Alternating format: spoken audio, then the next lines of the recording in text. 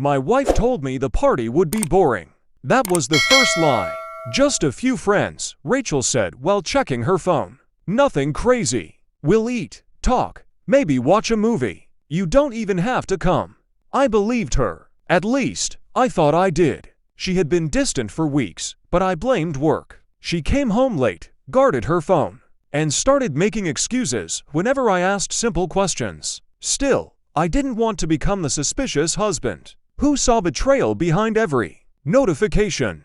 That Friday, she kissed me at the door and reminded me that the party was at our friend Mark's apartment. "Stay home," she said. "You'll hate it." Around midnight, I received a message from Mark. "Are you coming?" I stared at the screen. "Why?" His reply came almost immediately. "Because Rachel said you were already on your way." I felt something change inside me. I grabbed my keys. When I reached Mark's building, I could hear music before I reached the apartment. I knocked once, but nobody answered. The door was slightly open. I stepped inside. The room went silent. There were more people than Rachel had promised. About 15 guests stood around the living room, holding drinks and staring at me like I had walked into a meeting I wasn't supposed to attend. Rachel was standing beside the kitchen counter, and next to her was Daniel. Daniel was her coworker, the same man she had repeatedly described as just a friend. His hand was resting on her waist. Rachel immediately stepped away. "Why are you here?" Not "What are you doing here?" Not "I'm glad you came." "Why are you here?" I looked around the room. Mark looked uncomfortable. Two of Rachel's friends suddenly became fascinated with their phones. Daniel didn't move. I calmly asked, "What exactly is this?" Rachel laughed nervously. "It's just a party." I pointed at Daniel. "Then why is his hand on you?" Nobody answered. Daniel finally said, "You're misunderstanding." I smiled. "Then explain it." He opened his mouth, but Rachel stopped him. "Can we talk privately?" We walked into the hallway. She lowered her voice. "You embarrassed me." I almost laughed. "You invited another man into our marriage, and somehow I embarrassed you."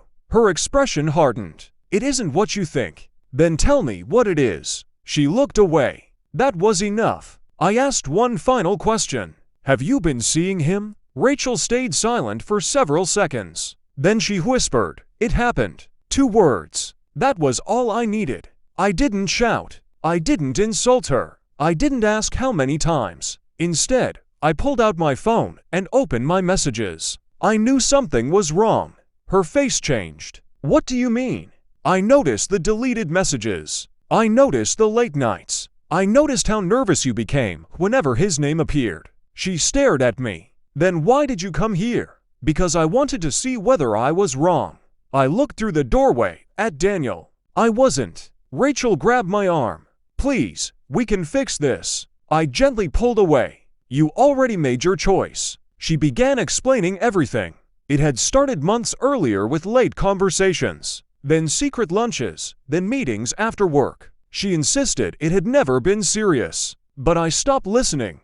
The strange part was that I felt no heartbreak. I felt clarity. For weeks, I had been trying to understand why my wife seemed like a stranger. Now I knew. I walked back into the living room. Everyone became quiet again. I looked at Mark. "Sorry for showing up like this." He nodded. Then I looked at Rachel. "You told me this was a quiet party with friends." She said nothing. I walked toward the door. Behind me, Rachel called my name. I stopped but didn't turn around. "Are you leaving me?" I answered calmly. "No, you left our marriage months ago. I'm just finally accepting it." Then I walked out. The next morning, Rachel called 17 times. I didn't answer. By noon, she sent one final message. "I never wanted to lose you." I stared at it for a long time before replying. "You didn't lose me last night. You lost me every time you chose to lie." Then I blocked her number. The party had started as her secret. But by midnight, everyone knew the truth. And for the first time in months, I finally knew mine.